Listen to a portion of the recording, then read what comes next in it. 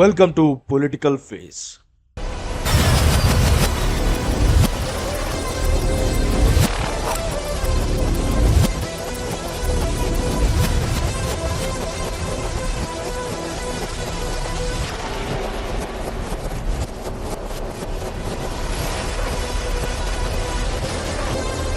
రాష్ట్ర వ్యాప్తంగా జన సైనికులకు ఆ రోజు పండుగ. స్వయంగా పవన్ కళ్యాణ్ గారి నోటి నుంచి 3 జిల్లాల నాయకుడిగా పేరు కాంచిన వ్యక్తి. ఆయనొక ప్రభంజనం, అడుగడుగునా నీరాజనం. రాయలసీమ జిల్లాల్లో సైతం ప్రభంజనం. ఆంధ్రప్రదేశ్ లో అత్యంత ప్రజాదరణ కలిగిన ఆమంచి స్వాములు గారు ఏ పదవి లేకుండా దాదాపు కొన్ని ఏళ్ల నుంచి రాజకీయ ప్రస్థానాన్ని ముందుకు తీసుకొస్తున్న వ్యక్తి. జనసేనలో ఆయనకు ప్రపంచం. ఆయన రాక జన సైనికులకు కోలాహలం. ప్రకాశం, బాపట్ల, కృష్ణా అనేక జిల్లాలలో జన సందోహాన్ని ముందుకు తీసుకురాగలిగిన వ్యక్తి ఆ మంచి స్వాములు. కాపు సామాజిక వర్గ నేతగా రాజకీయ అరంగేట్రం. తమ్ముడికి వెన్ను ముక్కగా ముందు నిలబెట్టి వెనకాల రాజకీయాన్ని నడిపించిన వ్యక్తి ఆ మంచి స్వాములు. ఆ మంచిలో మంచి ఉందా? ఆయన రాజకీయ ప్రయాణం మీ ముందుకు ఎస్ఆర్ స్టూడియోస్ ద్వారా ఈరోజు తీసుకురావడం జరుగుతుంది. ఎన్నో ఏళ్ల నుంచి ఒక్క పదవి కూడా లేకుండా ఆయన ప్రయాణం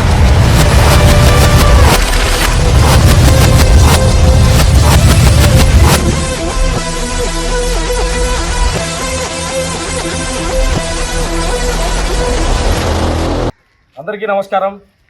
ఈరోజు ఎస్ఆర్ స్టూడియోస్ మీ ముందుకు రాష్ట్ర వ్యాప్తంగా కాపు సామాజిక నేతగా కావచ్చు, జనసేన రాష్ట్ర కార్యదర్శిగా కావచ్చు, మాజీ చీరాల సమన్వయకర్త కావచ్చు, ఈరోజు రాష్ట్ర వ్యాప్తంగా ఒక యువతను కానీ ఒక సామాజిక వర్గాన్ని కానీ పూర్తిగా కూడా అత్యంత క్రౌడ్ గ్యాదర్ చేయగలిగిన వ్యక్తి. ఈరోజు మనం ఆయనతో మాట్లాడుతున్నాం. పొలిటికల్గా ఎలా జరుగుతుంది పరిస్థితి ఏంటనేది ఈరోజు మనం తెలుసుకుంటున్నాం. ఆయన ఎవరో కాదు, ఆ మంచి స్వాములు గారు. పేరు పరిచయం అవసరం లేదు. రాష్ట్ర వ్యాప్తంగా కూడా కడప జిల్లాల్లో కూడా పాదం మోపి పూర్తిగా కూడా చైతన్యవంతులు చేసి అన్ని చోట్ల కూడా అదే అశేషమైన ఆదరణ పొందిన వ్యక్తి శ్రీ ఆమంచి స్వాములు గారు. సార్ నమస్కారం. సార్ నమస్తే అండి.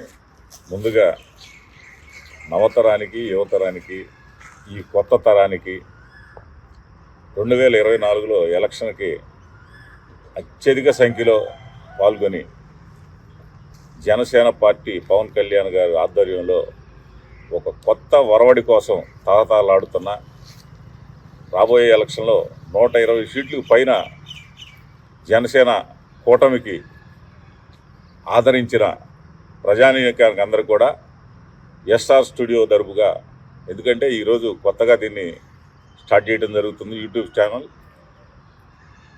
వాళ్ళకి నా హృదయపూర్వక ధన్యవాదాలు. Thank you sir. సార్ ముందుగా మీరైతే చీరాల నియోజకవర్గ వాసిగా పూర్తిగా కూడా ఈరోజు ఎలక్షన్ అయిపోయిన తరుణంలో అసలు మీ మద్దతు ఎవరికి తెలిపారు? పూర్తిగా కూడా మాకు కొంచెం జనాలకు కానీ జన సైనికులకు కానీ అందరూ వేచి ఉన్నారు. అసలు ఆమంచి స్వాములు గారు పాత్ర ఏం పోషించారు ఏంటి అనేది గిద్దలూరులోనా, చీరాలలోనా, లేదా రాష్ట్ర వ్యాప్తంగా కాపు సామాజిక వర్గం మీద, లేకపోతే ఈ యువత మీద మీ ప్రభావం ఎలా పడింది అనేది కొంచెం మా ప్రేక్షకులకు చెప్తారా? నేను దాదాపు 4-5 ఛానల్స్లో ఎంపీలో చదవటం జరిగింది. కాకపోతే ఏంటంటే నాకు గిద్దలూరు సీట్ కానీ చీరాల కానీ ఇస్తారనే ఆలోచనతో నేనే కాదు, యావత్ ఆంధ్ర రాష్ట్రంలో చాలామంది ప్రజలు, చాలామంది నాయకులు కూడా ఎదురు చూసినటువంటి సంఘటన అందరికీ తెలిసిందే. కొన్ని కారణాల వల్ల నాకు సీట్ లేకపోయినందువల్ల గిద్దలూరు నియోజకవర్గంలో ఇండిపెండెంట్గా వేయాలని, లేకపోతే కొంచెం వాళ్ళ ఒత్తిడి మేరకు నేను అలా అనాల్సి వచ్చింది తప్పితే, నేను ఇచ్చిన ఎంట్రీలో ప్రతి దానిలో కూడా పవన్ కళ్యాణ్ గారు అడుగుజాడల్లోనే నడుస్తాను. అంటే ప్రజల ఒత్తిడి మేరకే మీరు ఇండిపెండెంట్గా చేయాల్సిన పరిస్థితి వస్తే చేస్తానని అయితే అని చెప్పడం జరిగింది తప్పితే నాకు కాంగ్రెస్ తరపుగా కూడా దాదాపు ఒక 20 అంటే ఇవాళ మనం అక్షరాల్లో చెప్పుకోవటం వేస్ట్ 20 ఇచ్చి గిద్దలూరులో కాంగ్రెస్ తరపుగా ఇవ్వటం కూడా నన్ను జరిగింది. నేను వేసేవాడిని అయితే ఖచ్చితంగా ఇంకో 10 రూపాయలు పెట్టుకుంటే అక్కడ గెలిచి వచ్చే పరిస్థితి కూడా ఉంది. ఎందుకంటే అత్యధిక సామాజిక వర్గం యాదవులు ఉన్నారు అక్కడ, దాదాపు 50,000 మంది పైన. అలానే కాపులు కూడా ఇంచుమించు 50,000 దగ్గరలో ఉన్నారు. అక్కడంతా కూడా ముస్లిమ్స్ అవ్వచ్చు, లేకపోతే వైశ్యాస్ అవ్వచ్చు, లేకపోతే బీసీలు, ఎస్సీ, ఎస్టీలు కూడా చాలా ఇంట్రెస్ట్గా మన కోసం ఎదురు చూడటం జరిగింది. అయినా సరే అక్కడ ఒక ప్రిన్సిపల్ ప్రకారం నేను పార్టీలో పవన్ కళ్యాణ్ గారు అడుగుజాడల్లో నడవడానికే చేరాను కాబట్టి, జనసేన పార్టీని డెవలప్ చేయడానికే చేరాను కాబట్టి, అది నేను ఇంకో రకంగా నేను ఎలెత్తి చూపించుకోకూడదు. ఎందుకంటే చాలా వీడియోల్లో ఇంట్రెస్ట్లో నేను చెప్పాను, ఆయన రాములు వారు అయితే ఒక హనుమంతుడిలాగా నేను చేస్తానని చెప్పాను. మధ్యలో చిన్న 100 రకాల మాటలు జనం కోసం రామాంజనేయ యుద్ధం అనేది చిన్న పార్టీ నడిచింది అంటారా? ఆ రామాంజనేయ యుద్ధం అనేది చిన్న పార్టీ, కానీ వాస్తవంగా అయితే నా గౌరవం కొద్ది పవన్ కళ్యాణ్ గారు నేను ఏది కూడా ఆయనకి వ్యతిరేకంగా చేయలేదు. కాకపోతే ఏంటంటే కొంతమంది నన్ను ఉపయోగపెట్టుకుంటే నేను ఇంకా కూడా ఉపయోగపడేవాడిని. నేను చీరాల్లో కొండయ్య గారికి సీట్ వచ్చిన తర్వాత నాకు ఫస్ట్ ఫోన్ చేసి చెప్పింది, దీనిలో నేను కంగ్రాట్స్ చెప్పిన తర్వాత నాకు మీ సహకారం కావాలంటే 100కి 100% నేను చేస్తాను, ఓ పూట కూర్చుందాం అని చెప్పడం జరిగింది. పిలవను పేరంటానికి పోకూడదు కాబట్టి అతను నన్ను మళ్ళీ ఫోన్ చేయటం కానీ నన్ను పిలవలేదు కాబట్టి నా తాలూకా ఉండే జనం అంతా కూడా జనసేన పార్టీ వాళ్ళు అతనేమంటే ఉండి చేస్తూ ఉన్నారు. హ్యాపీగా నేను వాళ్ళని మొబలైజ్ చేస్తానే ఉన్నాను తప్పితే ఇంకో రకంగా నేను పార్టీకి, జనసేన పార్టీకి విరుద్ధంగా అయితే ఏమీ చేయలేదు. నేను జనసేన పార్టీ కోసమే పోరాడతాను, పవన్ కళ్యాణ్ గారి కోసమే పోరాడతాను. అంటే గిద్దలూరు నియోజకవర్గంలో మీటింగ్కి మీకు సమాచారం కొంతమంది దగ్గర నుంచి వచ్చిందనేది అయితే మాకున్న సమాచారం. అసలు మీకు సమాచారం రాలేదు? ఎటువంటి సమాచారం? పొరపాటును కూడా నన్ను ఎవరు జిల్లా స్థాయిలో ఏంటంటే నాకు బాధ్యత ఉన్నా సరే అక్కడ జరిగిన పరిణామాలను బట్టి అక్కడ ఉన్న అశోక్ రెడ్డి అనే అతను కూడా నాకు ఏ రోజు కూడా ఫోన్ చేసి నా ఎంట ఉన్న జనాన్ని కానీ నన్ను కానీ ఆయన మద్దతు తెలియపరచమని కానీ లేకపోతే నాకు చేయమని కానీ అడగటం జరగల.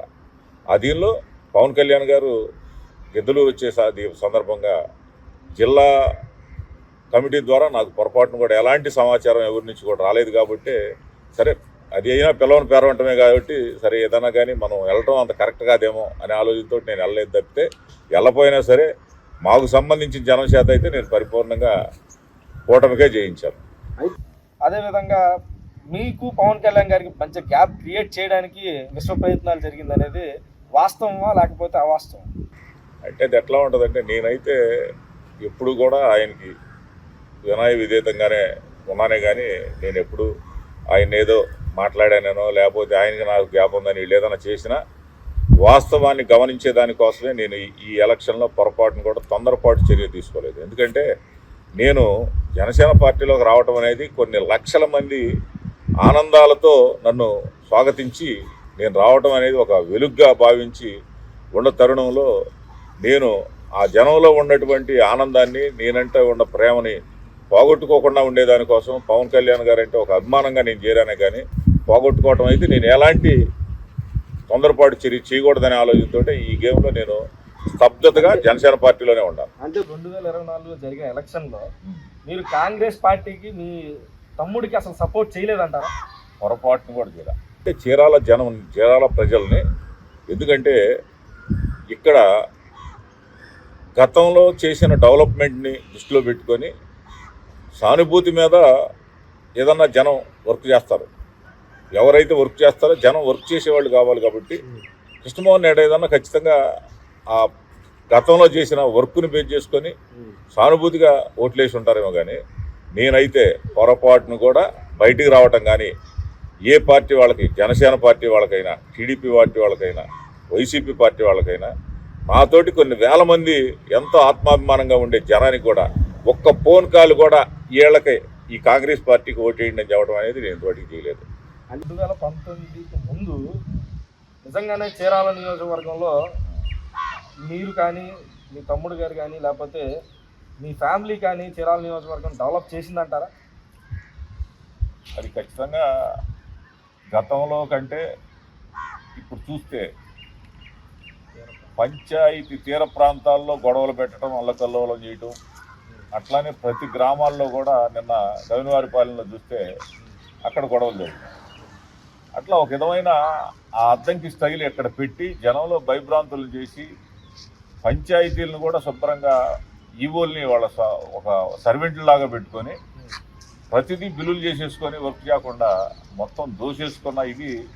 అట్లానే మున్సిపాలిటీని అవ్వచ్చు, లేకపోతే ఏ వర్క్ అయినా సరే పని చేయకుండానే బిల్లులు చేసుకోవడం అనేది ఈ చీరాల్లో కొత్త వాతావరణం తీసుకొచ్చి జనానికి ఇసుకేసేటువంటి విధానం తెచ్చిన దీనిలో వర్క్ చేసేవాళ్ళు కావాలన్న ఆలోచనతో ఇక్కడ చీరాల ప్రజలు రేపు రాబోయే దీనిలో రిజల్ట్స్ అర్థమవుతుంది మనకి.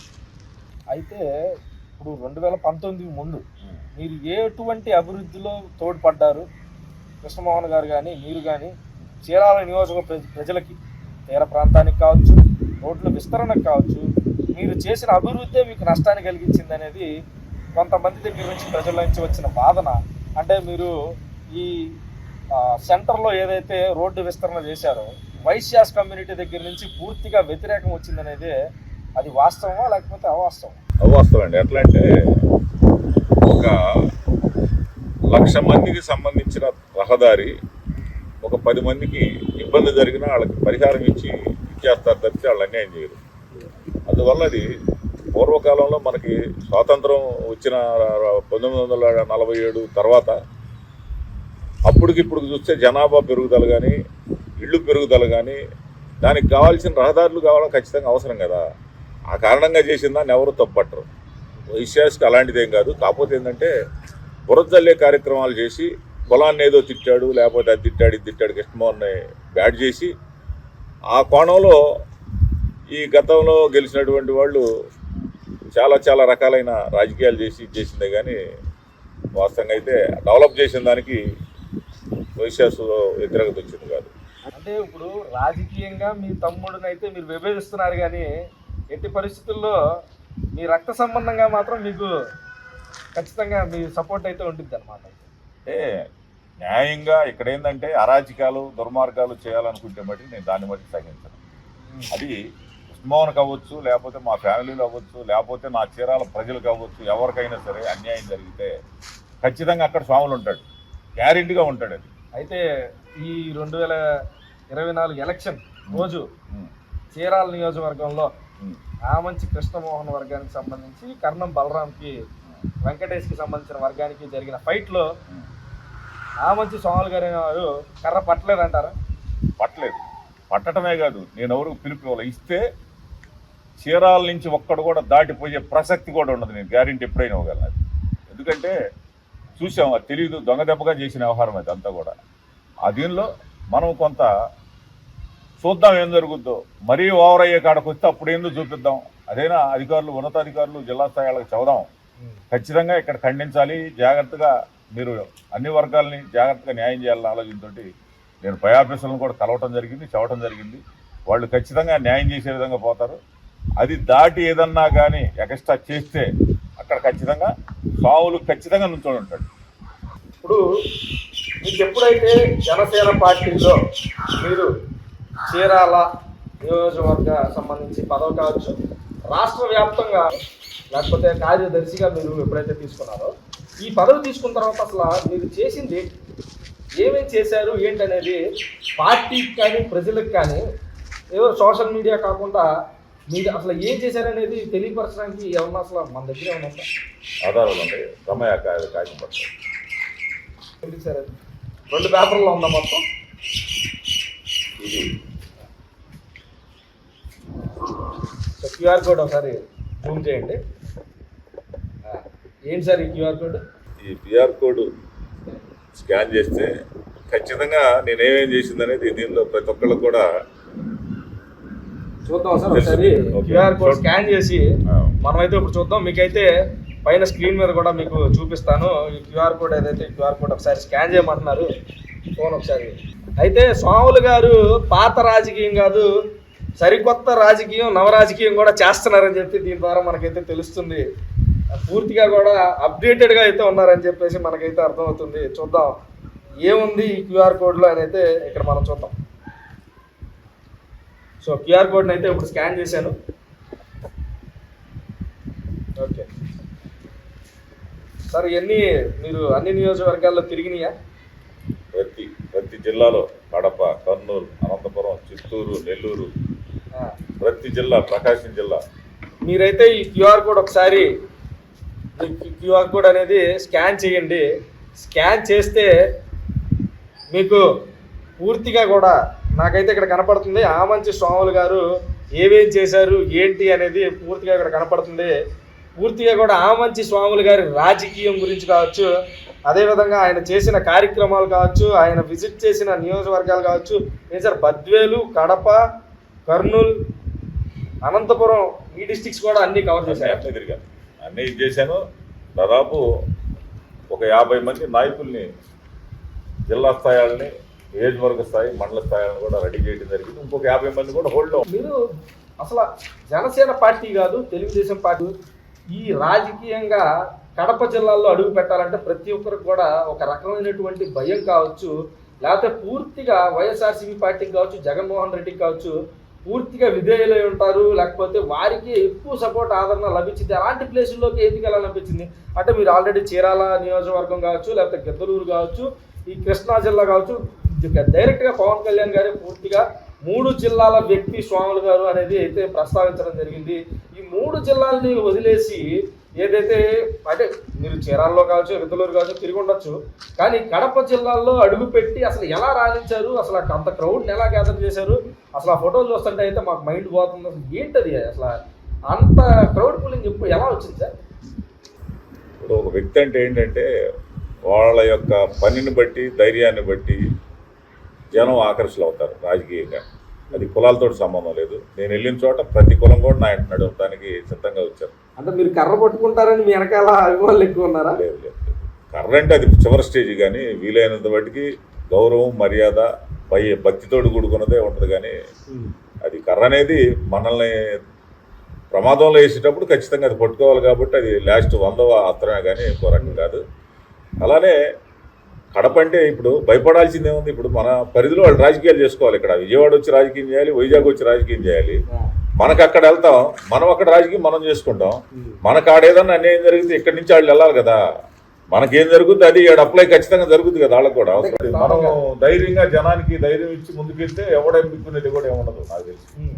అంటే నాకు రేపల్ నియోజకవర్గం నుంచి కావచ్చు, లేకపోతే విజయవాడ, కృష్ణా, తాడేపల్లిగూడెం, లేకపోతే ఈ అనకాపల్లి ఈ నియోజకవర్గాల నుంచి కూడా చాలా మంది కూడా ఆమంచి స్వాములు గారికి సీట్ రాలేదు అనే ఒక బాధ అయితే ఉంది అని చెప్పేసి ప్రతి ఒక్కరు కూడా చెప్తున్నారు. నిజంగా అది బాధేనా, లేకపోతే మీరేమైనా మ్యాజిక్ ఏమైనా చేశారా?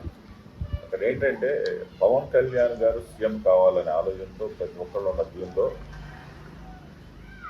ఆయనకి ఒక రైట్ హ్యాండ్ లాగా ఉంటాడు స్వాములు ఖచ్చితంగా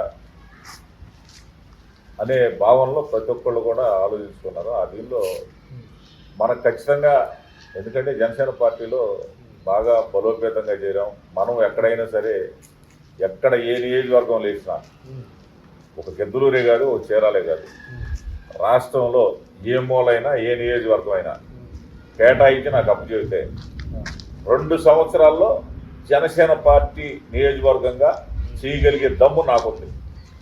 అంటే అందువల్ల జనానికి తెలుసా అది రావులన్న ఇట్టి పరిస్థితిలో ఎక్కడైనా సరే ఆయన జనాన్ని మమేకం చేసుకొని పార్టీని డెవలప్ చేయగలరు. అట్లనే పవన్ కళ్యాణ్ గారు ఏమంటుంటే ఆయన మంచి దీనిగా ఉంటుందనే ఆలోచనతో ప్రతి ఒక్కళ్ళు కూడా వాళ్ళ అభిమానాలతోటి నాకు సీట్ రావాలనే ఆలోచనలో బాధలో ఉన్నారు వాస్తవంగా అయితే. అంతేగాని నేను మ్యాజిక్ చేయాల్సిన పదం లేకపోతే ఇంకోటో నాకు అవసరం లేదు. అంటే 2014 జనసేన ప్రస్థానం స్టార్ట్ అయిన తర్వాత ఆమంచి స్వాములు గారు 2014 నుంచి జనసేన ఫాలో అవుతున్నారా? నిజంగానే 2019 దాకా ఓడిపోయినా కూడా పూర్తిగా జనసేనకు సంబంధించి 175 నియోజకవర్గాల్లో పూర్తిగా కూడా ఎక్కడా కూడా ఒక క్యాడర్ కావచ్చు, లేకపోతే నాయకులు కావచ్చు పూర్తి స్థాయిలో బలపడని పరిస్థితుల్లో అసలు మీరు జనసేన పార్టీని ఎంచుకోవడానికి కారణం ఏంటి?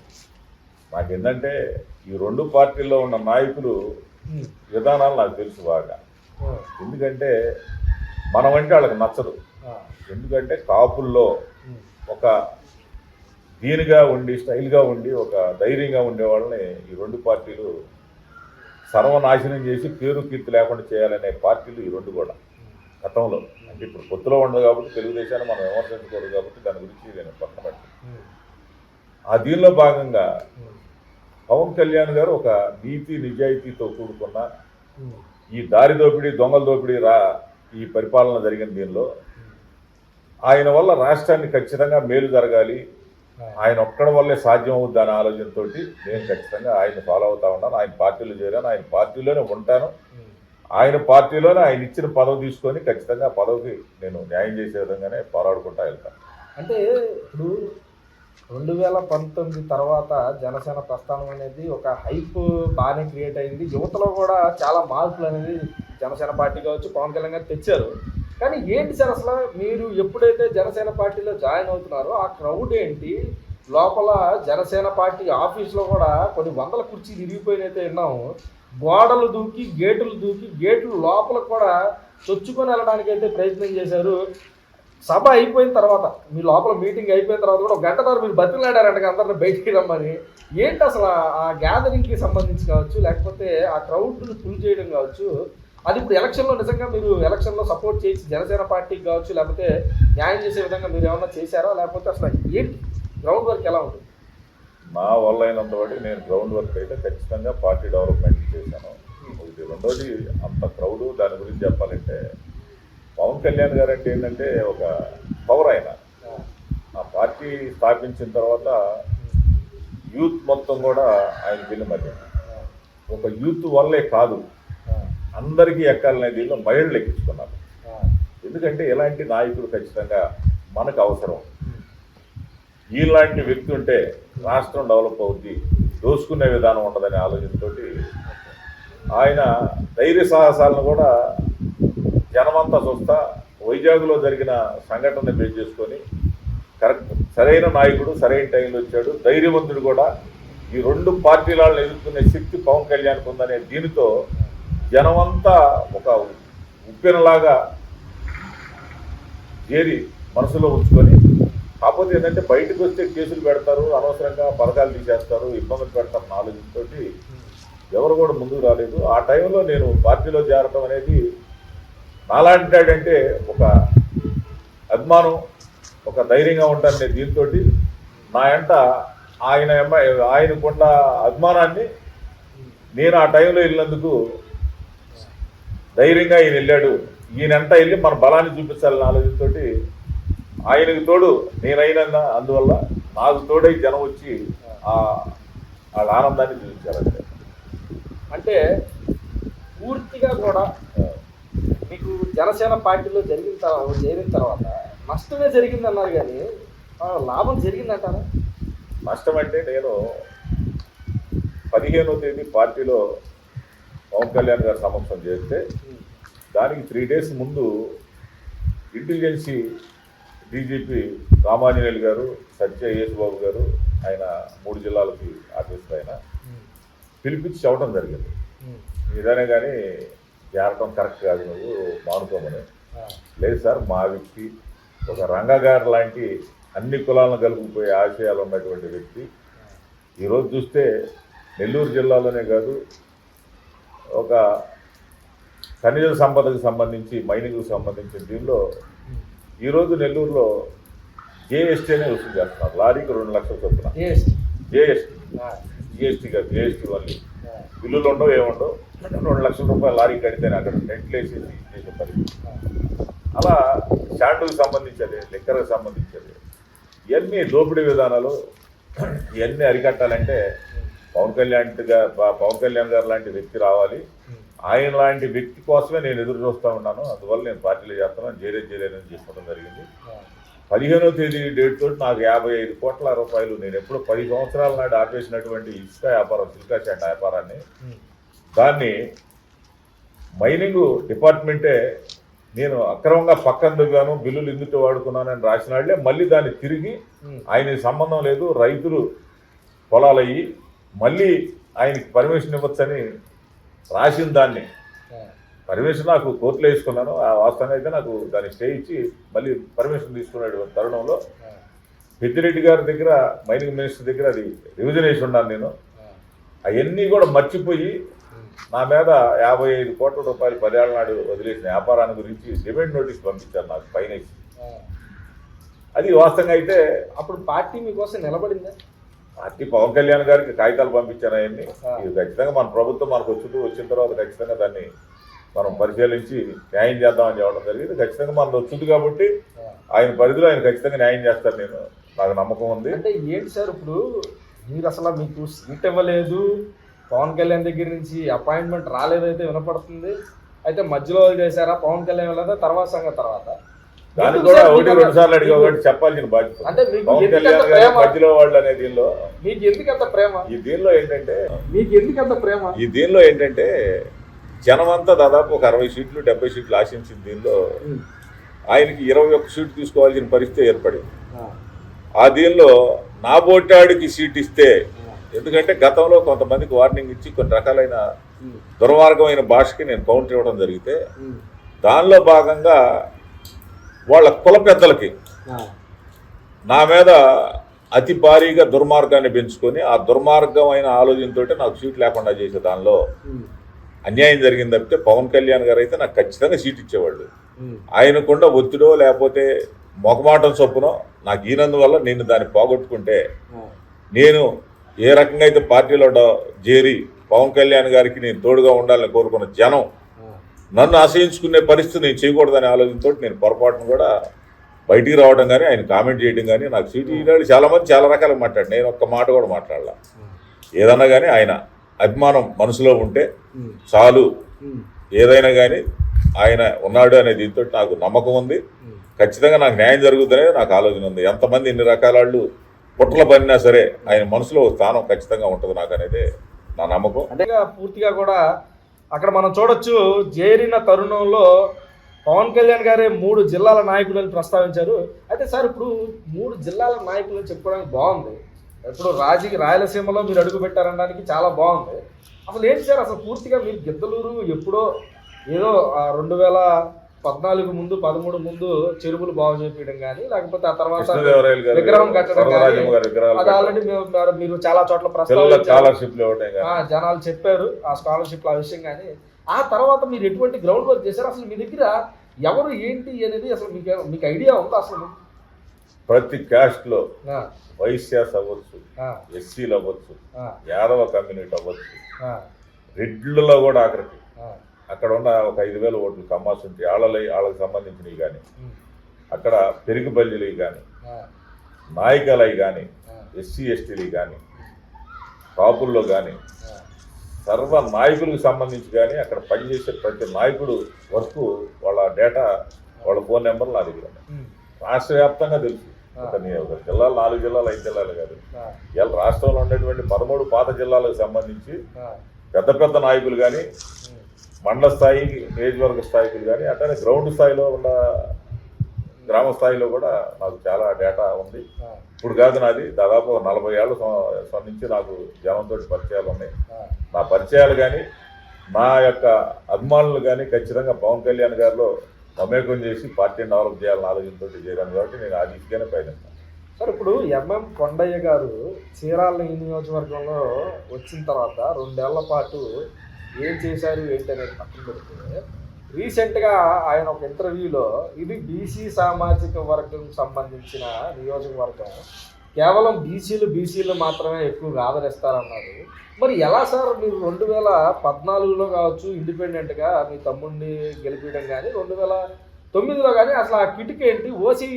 ఓసీ కేటగిరీ నుంచి కాపు సామాజిక వర్గం నుంచి వచ్చి అత్యధిక బీసీ ఎస్సీ సామాజిక వర్గాల ఎక్కువ ఉండే నియోజకవర్గంలో ఎలా రాణించారు? నిజంగానే ఎస్సీ ఎస్టీ బీసీ సామాజిక వర్గాలు మిమ్మల్ని కాపు నేతగా కాకుండా విడిగా చూసే అవకాశం ఇక్కడ కనపడుతుందా? అక్కడ నిజంగానే జరుగుతుందా లేకపోతే మీరు మభ్య పెడుతున్నారా? ఇక్కడ ఏంటంటే మెయిన్ బీసీలు అంటే చేనేతకు సంబంధించి పద్మశాలి వీళ్ళు అవ్వచ్చు, దేవంగ కమ్యూనిటీ అవ్వచ్చు, దాదాపు 65,000 ఓటర్స్ వాళ్ళు ఉన్నారు. గతంలో సర్దార్ చంద్రమౌళి గారు దేవంగ కమ్యూనిటీలు చేస్తే అలానే మన చెమట సాము గారు అవ్వచ్చు, పాలేటి రామారావు కావచ్చు, గతంలో ముట్టా వెంకటేశ్వర గారు అవ్వచ్చు, బీసీలు చేసిన దీనిలో ఏంటంటే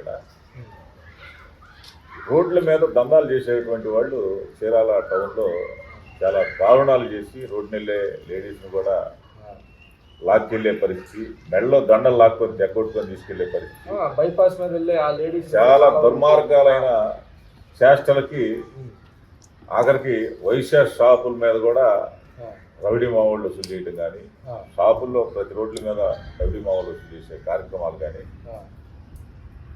10 రూపాయలు 100కి 10 రూపాయలు వడ్డీలకి ఇచ్చి 10,000 20,000 ఇళ్లల్లో వెళ్ళి ఆ 10,000 అడ్డం పెట్టుకొని మహిళలని ఎంత దుర్మార్గమైన రీతిలో ఇబ్బందులు పెట్టి లైంగిక వేధింపులు చేసే దీనిలో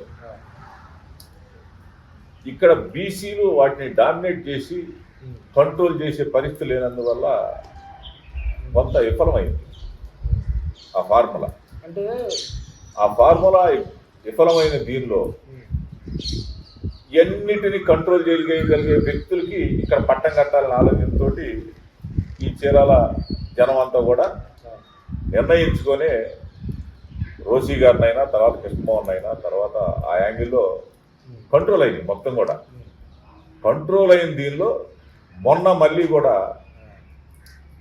వైసీపీకి పట్టం కట్టారు, ఏదో చాలా గొప్ప జరుగుద్ది గతంలో కంటే అనే ఆలోచనతో మళ్ళీ తీసుకొచ్చి పాత విధానమే దందాలు, దారి దోపిళ్ళు, రౌడీ మావోళ్ళు వసూలు చేయటాలు, అక్రమ లేఅవుట్లు, ఒక బేభత్సమైన వాతావరణం మళ్ళీ సృష్టించిన దీనిలో రాబోయే ఎలక్షన్లో ఏం జరుగుతుంది అనేది ఖచ్చితంగా మీరే చూస్తారు. మళ్ళీ కూడా నేను మళ్ళీ చదువుతాను మీకు, ఎందుకంటే ఇక్కడ బీసీలా ఎస్సీలా లేకపోతే ఓసీలా ఇంకోట కాదు, ధైర్యంగా జనానికి పనిచేసే వాళ్ళని కోరుకుంటారు. అది ఖచ్చితంగా ఈ ఎలక్షన్లో రుజువు అవుద్ది. నిజంగా రేపు రాబోయే ఎలక్షన్ ఒక విచిత్రమైన ఎలక్షనే, కొన్నిటికైతే అది ఖచ్చితంగా సమాధానం చెప్పుదని నేను అనుకుంటున్నాను.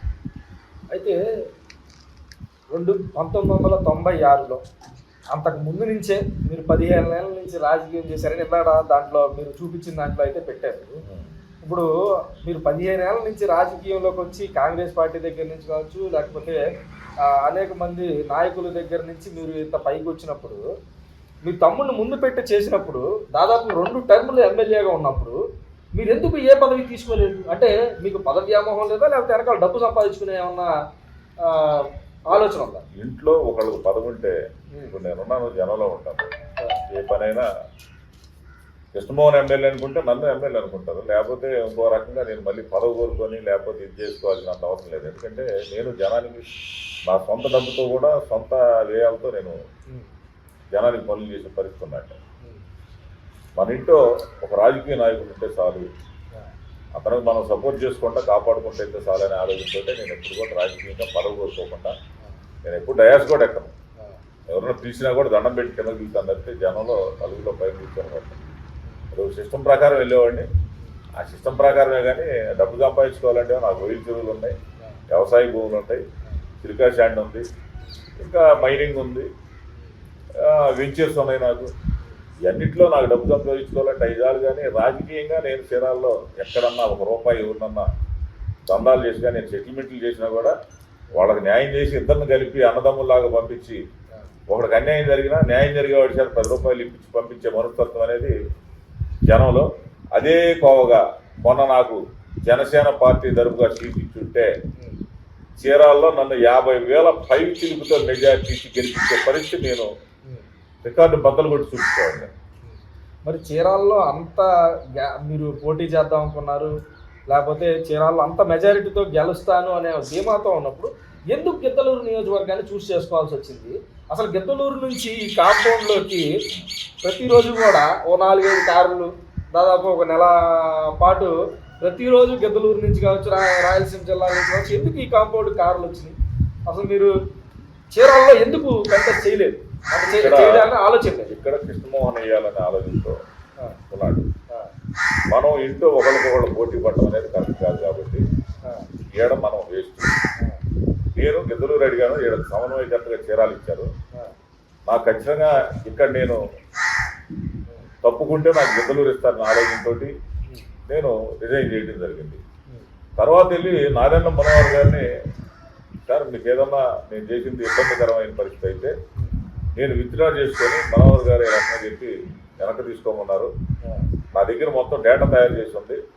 గ్రామ స్థాయి నుంచి మొత్తం కమిటీలు వేసేసి మండల స్థాయి, నియోజకవర్గ స్థాయిలో ఒక బలోపేతమైన శక్తిగా తయారు చేస్తానంటే ఆయన సీటు మీకు వచ్చి మీకు రాకపోతే మీకు ఎవరికైనా టీడీపీ వాడికి వస్తే మీ దగ్గరికి వచ్చి మీ సహకారంతో అన్ని రకాలు జరుగుతుంది. అప్పుడే వేసేసి అప్పుడే వర్క్ చేస్తూ అలాంటిది ఏం చేయొద్దని చెప్పడం జరిగింది.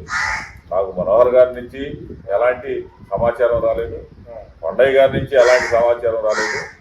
సమాచారం రానప్పుడు వాళ్ళు పని వాళ్ళు చేసుకోవాలనుకున్నప్పుడు మనం అనవసరం లేని ఆలోచనతో నేను రిజైన్ చేసిన దాన్ని ఏకీభవించుకొని నేను నా పాటికి నేను కామ్గా నిశ్శబ్దంగా ఉండదు. అంటే మీకు అలయన్స్ మీద ప్రేమ ఉందనా, లేకపోతే ఎందుకు మీకు ఎంత అంటే వాళ్ళ దగ్గర నుంచి సమాచారం రాకపోయినా సరే కొండయ్య గారికి సపోర్ట్ చేస్తాను మీరు ఫోన్ చేసి చెప్తారు?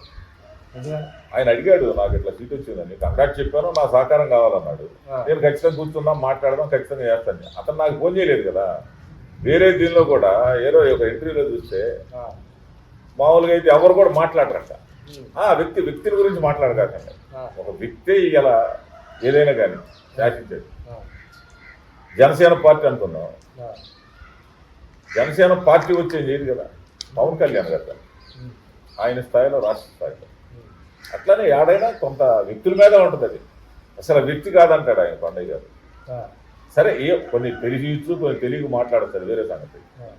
పిలవాల్సిన బాధ్యత ఆయనకుంది, వెళ్ళాల్సిన ధర్మం నాకుంది. ఆ ధర్మం దారి తప్పినప్పుడు మనం వెళ్ళాల్సిన పని లేదు. కాబట్టి నేను ఎవ్వరికి ఇదిగో దుర్మార్గంగా ఆయన కోట్లు కాకండి, లేకపోతే ఈయన కోట్లు వేయండి అనేది నేను అసలు చీరాల నియోజకవర్గంలో ప్రజల చేత ఒక్కళ్ళ చేత చెప్పించిన నేను దేనికైనా పొద్దున్నాను. అంటే మీరు పూర్తిగా కూడా అలయన్స్కి ఏది జరిగితే అయింది అని చెప్పి వదిలేశారా? అంటే వదిలేశాను, ఖచ్చితంగా వదిలేశాను. 100% మీరు ఎక్కడ ఏ మూల ఏ పల్లెటూరు గ్రామాల్లో కూడా వెళ్ళి కనుకోండి, స్వాములు టీడీపీకి కాకుండా కాంగ్రెస్ కోటేమని చెప్పాడా, మీరు ఇదిగానే ఎవరైనా నోటితో అని చెప్పిండి నేను దేనికైనా ఖచ్చితంగా దానికి అంటే సార్ బాధ్యత అవుతాను. మేము ఇంకోటి విన్నా, ఎప్పుడు కూడా ఈ కాంపౌండ్లోకి ప్రజలు వస్తూ ఉంటారు సమస్యలు. మీరేమైనా అడ్వర్టైజ్ చేశారా నేను సమస్యలు తీరుస్తాను అందరు ఇక్కడికి రండి అని, లేకపోతే వారంతటి వారే వస్తున్నారా ఏంటి అసలు? నేను ఈ సెటిల్మెంట్లు లేకపోతే ఈ జనానికి దర్బార్ నిర్వహించి ఒక ఎప్పుడు సార్ 8 సంవత్సరాల క్రితం చేసేవాడిని. ఆ టైంలో దాదాపు ఒక 100 కేసులు 200 కేసులు వదిలేశాను. నేను ఆ టైంలో వదిలేసిన అసలు పట్టించుకోకుండా నేను ఎంతతో ఆపేస్తున్నానా, ఏదైనా ఉంటే మీరు చెప్పలు మీరు పడినాను. ఆ కేసులు ఈ రోజు కూడా పాపం వాళ్ళకి క్లియర్ కాక. అంటే ఎన్ని కేసులు సాల్వ్ చేశారు సార్? డైలీ నేను కూర్చుంటే 50 కేసులు తక్కువ కాకుండా సెటిల్ చేసేవాడిని. 50 కేసులు ఖచ్చితంగా తీర్పు చెప్పి వెళ్ళేవాడిని. అంటే మీ తమ్ముడు ఎమ్మెల్యేగా ఉన్నంత వరకు కూడా మీరు 2 సంవత్సరాలు అదే పని చేశారా? 2 సంవత్సరాలు కాదు, అసలు ఎమ్మెల్యేకి సంబంధం లేకుండా ఎమ్మెల్యే కాదు, జడ్పీటీసీ అప్పుడు. అక్కడి నుంచి అంటే జనానికి ఏంటంటే ఒక మంచి ఇది కోరుకుంటారు. రూపాయి ఖర్చు కాకూడదు, న్యాయం జరగాలి. కోర్టు చుట్టూ అయితే 10 ఏళ్ళు 20 ఏళ్ళు 5 ఏళ్ళు తిరగాలి. స్వాములన్న దగ్గరికి వెళ్తే వారం లేకపోతే నెల లోపల పెద్ద కేసు అయితే జడ్జిమెంట్ అయిపోతుంది, క్లియర్ అయిపోతుంది.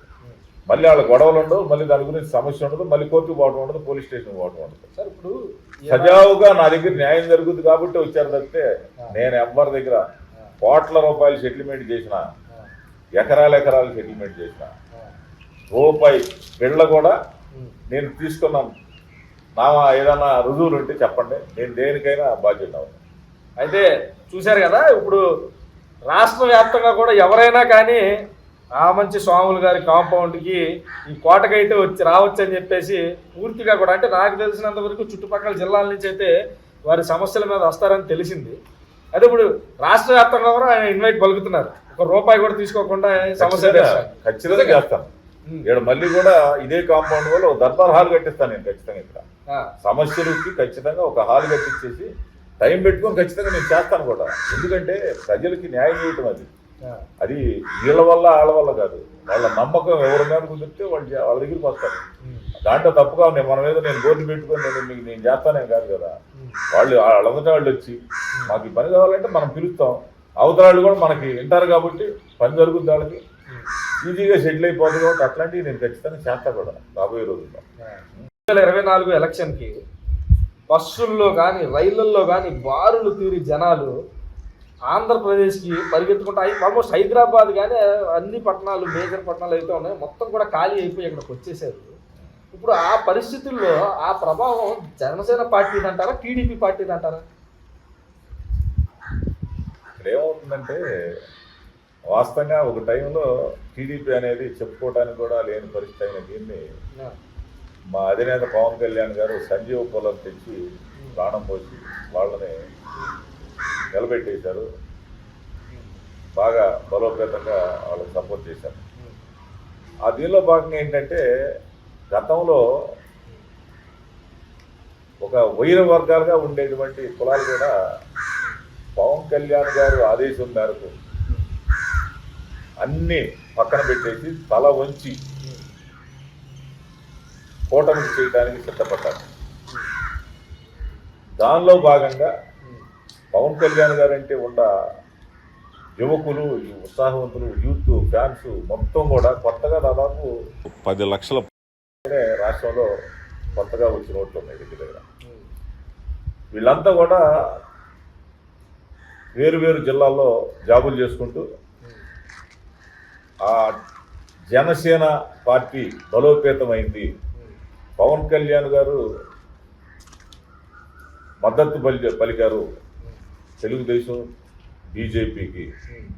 ఈ దీనిలో ఈ కూటమి రావాలి. గతంలో పరిశ్రమలు లేవు, ఉద్యోగాలు లేవు. ఆఖరికి పాపము పెద్ద చదువులు చదువుకున్న గ్రూప్ 3, గ్రూప్ 2 వాళ్ళు కూడా ఆఖరికి వాలంటీర్గా 5,000 ఉద్యోగాలు చేసే పరిస్థితులు ఇవన్నీ. దీనిలో మున్సిపాలిటీల్లో వాళ్ళు ఏదన్నా ఎట్టి చాకరీ చేస్తామంటే పాపము వాళ్ళు దారుణమైన చాకరీ కదా పాపం. వాళ్ళు ఏదన్నా సమస్యలకు ఇదైతే వాళ్ళని ఇబ్బంది పెట్టడం కావచ్చు. టీచర్స్కి సంబంధించి, ఉపాధ్యాయులకు సంబంధించిన తల్లి తండ్రి గురువు అంటారు, వాళ్ళని రోడ్ల మీద ముళ్ళ తీగలు వేయించేసి లాఠీలతో కొట్టించిన విధానాలు అవ్వచ్చు. ఇవన్నీ అంగన్వాడీలని పాపము వాళ్ళు ఎంతో వర్క్ చేసే వాళ్ళని వాళ్ళు ఇబ్బంది పెట్టడం అవ్వచ్చు. ప్రతి రాజధానికి సంబంధించి కొన్ని వేల కోట్ల రూపాయలు ఆ రోడ్ల మీద వెళ్ళి చూస్తే ఐరన్ అంతా తుప్పుపెట్టిపోయి శిథిలావస్థలో కొన్ని లక్షల కోట్ల రూపాయలని సర్వనాశనం చేసి అక్కడ రాజధాని లేకుండా చేసిన తీరు అవ్వచ్చు. రాజధాని లేని రాష్ట్రంగా చేసినటువంటి విధానాన్ని అవ్వచ్చు. ఈ మైనింగ్ విధానాల్లో దోసుకునే విధానం అవ్వచ్చు. సామాన్యుడు ఇల్లు కట్టుకోలేని పరిస్థితిలో ఇసుకనే తీసుకోలేని పరిస్థితి అవ్వచ్చు. మద్యంలో ఒకే మందు 200కి అమ్ముతారో దాన్నే లేబుల్ మార్చి 1000 రూపాయలకి అమ్మే తీరు అవ్వచ్చు. ఎన్నిటి దీనిలో ఇసుకేసి ఈ ప్రభుత్వాన్ని సాగనంపాలనే ఆలోచనతో యువకులు అవ్వచ్చు, మహిళలు అవ్వచ్చు, మధ్యతరగతి వాళ్ళు అవ్వచ్చు. అంటే పథకాలంటే కూర్చోబెట్టిస్తామంటే ఎవరైనా తీసుకుంటారు. రాష్ట్రం ఏ గతి పాలు అవుతుందనేది ఖచ్చితంగా ఆలోచిస్తారు. ఇవన్నీ ఆలోచనల మేరకు ఈరోజు 81% దగ్గర ఈ సంవత్సరం ఓటు పోలింగ్ పర్సెంట్ ఉందంటే దాన్ని కేవలం ఈ ప్రభుత్వం, ఇప్పుడు జరిగినటువంటి ప్రభుత్వంలో ఫెయిల్యూర్కి నిదర్శనంగా కసితో రాబోయే కూటమిని ఎన్నుకునే దానికోసమే ఉత్సాహంగా ఇన్ని లక్షల మంది మన రాష్ట్రానికి వచ్చి ఇతర రాష్ట్రాల్లో ఉన్నట్టు ఎలక్షన్ చేయడానికి వచ్చారు. ఇది 100% నిజం. పవన్ కళ్యాణ్ గారు అంటే యువకులకి 100 మంది ఉంటే 80 మంది ఖచ్చితంగా 80% ఆయన మీద అభిమానంతో రాష్ట్రంలోకి వచ్చి ఒక విచిత్రమైన రిజల్ట్స్ని మనకి జూన్ 4వ తేదీన మన ముందు అందరి ముందు కూడా తేటతలంగా నేను చెప్పిన అక్షరాలు జరుగుతాయి. జరగనప్పుడు నన్ను అడగండి. రాబోయేది కూటమి. ఈ యువత, ఈ అన్ని రకాలైనటువంటి జనాలు ఉత్సాహం జూన్ 4వ తేదీన 120 సీట్లు తగ్గకుండా కూటమికి ఏకపక్షంగా కొత్త ప్రభుత్వాన్ని మనం స్థాపించబోతున్నాం. ఈ మద్దతు తెలియపరిచినటువంటి ఈ దురహంకారమైనటువంటి ప్రభుత్వాన్ని పారదోలినటువంటి ఆంధ్ర రాష్ట్రంలో ప్రతి యువతకి, ప్రతి మహిళకి, ప్రతి అక్కజిల్లుకి, అన్నదమ్ములకి, ప్రతి ఒక్కళ్ళకి కూడా ఈరోజు ఎంప్లాయీస్లో కూడా ఎంతో వ్యతిరేకంగా ఓటు పోలింగ్ చేసి కూటమికి మద్దతు తెలియపరిచినందుకు హృదయపూర్వకంగా ప్రతి ఒక్కళ్ళు కూడా పేరు పేరున నా హృదయపూర్వక ధన్యవాదాలు. జనసేన పార్టీ, మా పవన్ కళ్యాణ్ గారి పార్టీ, పవన్ కళ్యాణ్ గారి తరఫున. చిన్న క్వశ్చన్, 2024 ఇప్పుడు మీరు ప్రభుత్వం స్థాపించిన తర్వాత జనసేనకు నిజంగానే చాలా మంది జన సైనికుల్లో కావచ్చు, లేకపోతే జనసేన పార్టీ శ్రేణుల్లో కావచ్చు, ఇప్పుడు పోతిన మహేష్ చెప్పినట్టు కానీ ఇంకోళ్ళు చెప్పినట్టు కానీ ఒక అభద్రతా భావన ఉంది. జనసేన పార్టీ నిర్వీర్యం అయిపోయింది, జనసేన పార్టీ పూర్తిగా కూకటవేలతో ప్రకటించేస్తారు టీడీపీ వాళ్ళు, లేకపోతే చంద్రబాబు నాయుడు తొక్కేస్తాడు అనే ఒక మాటని నిజంగా నమ్ముతున్నారా, లేకపోతే అది ఊరికే క్రియేట్ చేస్తున్నారా, ఏం జరుగుతుంది? ఈరోజు మంచి పాయింట్ అది అడిగారు. ఇది ఖచ్చితంగా కూడా క్లారిటీ ఇవ్వాల్సిన పాయింట్ అది. ఈ ఎలక్షన్ అనేది ఏ స్టేజీలో టీడీపీకి పవన్ కళ్యాణ్ గారు జనసేన పార్టీ తరఫుగా మద్దతు ఇచ్చి, ఆయనకి తోడు మళ్ళీ మోదీ గారు సహకారంతో బీజేపీని కూడా కలుపుకొని మద్దతు ఇచ్చి, దాన్ని నమ్మి జనం ఏ రకంగా అయితే ఇచ్చేశారో, సపోర్ట్ చేశారో పవన్ కళ్యాణ్ గారి మీద నమ్మకం పెట్టుకొని, దాన్ని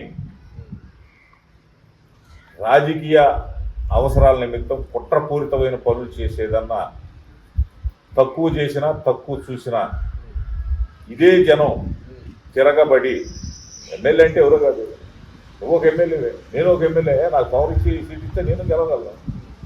అతను దండం పెట్టుకుంటే అయ్యమ్మని ఓట్లు అడుక్కునేవాడే కదా ముందు, తర్వాత ఎమ్మెల్యే అవుతాడు. రా అనే స్టేజీ అది బాగూడదు. మనిషిగా ఉండాలి.